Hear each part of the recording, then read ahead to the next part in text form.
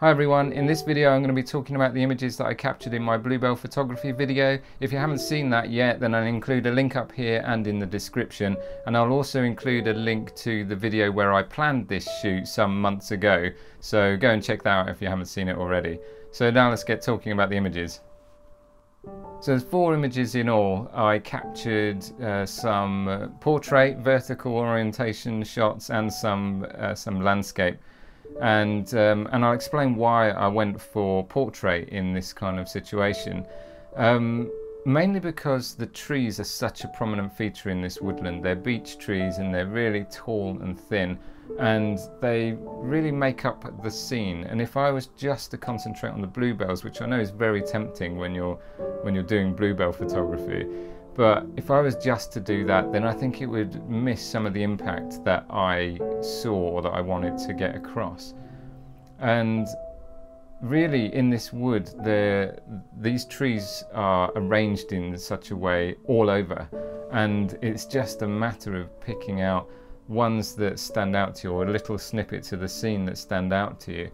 But this image I really like, mainly because it's so subtle, which is kind of contradictory to anything that you might want to normally go for in a landscape image. You want to have quite a strong focal point or an obvious point of interest.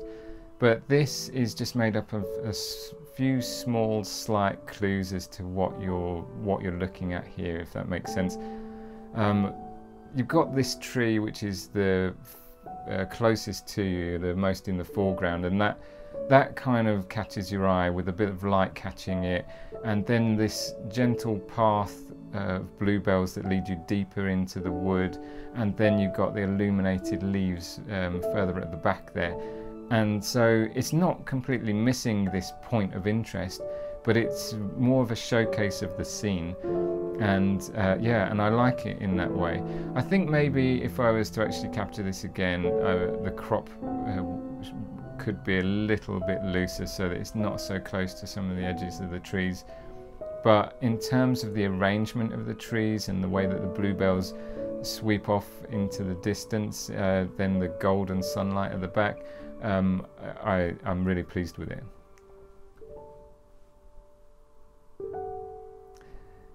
The next vertical image is of this one. So by the way, these are all beech trees in this wood, and the leaves of beech trees in the spring are paper thin and very bright green, and when they're backlit they look superb. They look absolutely amazing, and that's what this is an image of. But the colour of the bluebells here are quite complementary to the scene, which is again another contradiction, because purple and green are not really complementary in terms of colour theory, but it's what makes up these bluebell woods, and that's what's beautiful about them. I think I said in the video, it's the golden peachy glow of the sun that comes through and it illuminates the bluebells and just makes them glow too. It's just a magical scene to capture.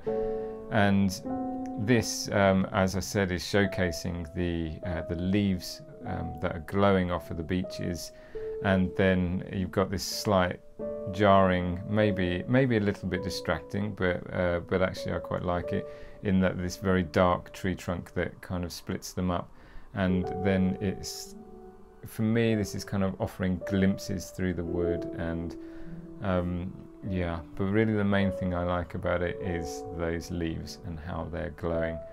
I exposed for the leaves, which means that the sky is going to be blown out. I was bracketing on the day, but I haven't actually merged any of those bracketed shots because personally it doesn't really add anything to start bringing up more of the shadows and bringing down the highlights. The sky wasn't interesting, it wasn't any nice shades of colour that would have complemented this scene, and so it's that glorious glow of the sun that I wanted to capture in all of these images that I got, actually, which will bring me on to this one. It's actually the last image that featured in the video, and actually Simon Booth had commented that he thought it looked like something out of Close Encounters of the Third Kind. I can understand why, of course, but But when I started to capture this image, setting the exposure, it really struck me as to how the sky was glowing, and that was a choice that I made at the time of capturing the image, that I was going to absolutely blow out the sky and just make the most of that super overexposed highlight that kind of blew out part of the trees in the very back as well, just because it was that kind of feeling in the morning. It was this glorious light. There wasn't any clouds, the sky was clear, the sun just came streaming into the wood, and yeah, and it cast these shadows obviously that you can see from the trees, and it was just stunning. And I wanted to make an image that showed how stunning it was. Of course, in terms of the composition, this was a group of trees and a tunnel effect down to this V-shaped tree in the center that I spotted some weeks before, and so I knew that I was going to capture this image. It wouldn't have looked right if I tried to put this on a third or anything like that, so that's why it's slap bang in the center of the image, mainly because it's like this avenue that leads you down into the back. You've got the tree as the focal point in the center, and yeah, and then that glowing sun behind it, and yeah, I just love the effect. It might not be to everyone's taste, this type of image, but for me it just has a lot of impact and I really like it. And again, it's just added to by having these the sprinkling of beech leaves that are backlit as well in the background. Yeah, another image I'm really pleased with. And the final image that I'm going to talk about is of this one. This was slightly later in the morning, so the light wasn't as golden, but it still had a similar effect in terms of side lighting everything and creating nice shadows across the bluebells here. But you can see here that really the main feature is this strand of ivy that's climbing up this beech tree here in the foreground and on a third. This tree with the ivy climbing up it, I actually spotted a year earlier when I was photographing bluebells here under very different conditions. What happened on that morning a year ago whilst I was there is that it started off very similar, that it was quite clear, but the sun started to rise and it flooded into the wood, and then mist started to form over the fields that are next to this wood, and it just spilt into the woodland, creating this absolutely magical feeling. And the image that I got of this then, I perhaps prefer in some sort of way, but I also like this as it's slightly lit as well. And it's a very eye-catching tree because it has the ivy around it. There's only one or two other trees in this whole wood where I've spotted ivy, and this is definitely the most pleasing because it's curling around it to the light.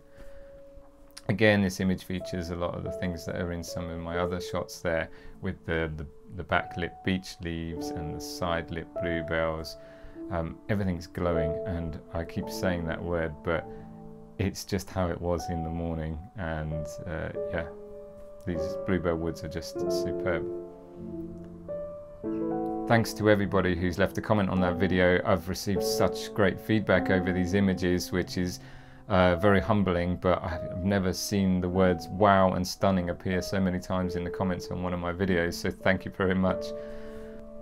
If you made it to the end of that video, you will have seen that I added a link to my website which said how you can help, and I wanted to explain that a little bit. If you've been following my channel for a while, you would have seen how I've personally developed and how my photography's developed, and how I've been talking about the mission or the purpose that I'm working towards now and the message that I want to share. And that's about how photography can be such a great help to people's mental well-being, overall well-being and mental health. I want to be able to spread that message. I want to be able to share what I've gained with other people that might need it and other people that want it. And there's a few ways that I've been working towards getting there. So part of what I've been doing is talking with a local mental health charity about volunteering my services to them. So to allow people to come through, spend some time with me, speak to me about my experiences and how photography has helped in terms of an activity as a hobby and in terms of the way that I approach it. I would love to be able to do that as much as possible, but there's an elephant in the room. Now, there is the old expression that time is money, and I need to work and I need to earn money to be able to sustain this YouTube channel, to be able to volunteer my services to this mental health charity. And the only way that I can do it is if I do get some sort of income. And so there are ways that you can help me. Now, I spoke in my mindful photography video about how I'd be offering courses and workshops. Now, those will be paid for services that anyone can join, and I'll add a link of how you can register your interest on my website. But essentially there'll be an introduction to my approach to photography and how to get the most mental well-being benefits from photography in the way that I do. The workshops would likely be UK based, but if there's enough interest in other countries, then I will travel and put something together. But the online courses, they can be picked up internationally, of course. So as I said, there's a link to my website below, so you can register your interest there. You're not committing to anything, it's just so you can hear more news about them when they come out. I'm also going to start putting together more prints available on my website, which you'll be able to purchase. There's a few available there now, and they'll all be limited edition, and you can go and have a look. I'll include a link now, but as I said, I'll mention when I'm adding more in these update videos. Also on my website there is a way that you can just make a one-off contribution. So if you've been watching my videos and you've been enjoying them and you want to support the work that I'm doing in some way, then you can make a contribution of any amount, and all that money is going to go back into my YouTube channel, and it'll allow me to spread my message further and wider and just make sure that I can build up this plan, this mission that I've got. Finally, I also have a Patreon account. Now, if you don't know what that is, it's a service that allows creators to get paid for what they do. That's their tagline. Patreon will go towards funding my YouTube channel, to help me sustain it, to help me keep doing it, because believe it or not, there is a cost that's involved in terms of time and equipment in producing these videos. Now, I love making them, so you might ask, why should you pay me to do something that I love doing, that I'm doing anyway? The answer is you don't have to. But with Patreon, it allows me to offer some added value. So if you're a Patreon subscriber, there will be different tiers of benefit that you will get from that, which will go from just seeing some additional videos, some extra content, that kind of things. Also, I'll be offering out print packages as one of the rewards. And I was also thinking that I would add prize draws for places on my workshops and free courses and things like that. Keep your eye on that. There's always going to be a link in the description of my videos below, and I'll mention it again in these just as more rewards get released. That's the end of this video. Thank you for listening to me just then, and thanks for watching. I hope you enjoyed those images as much as I did, and I'll see you in the next one.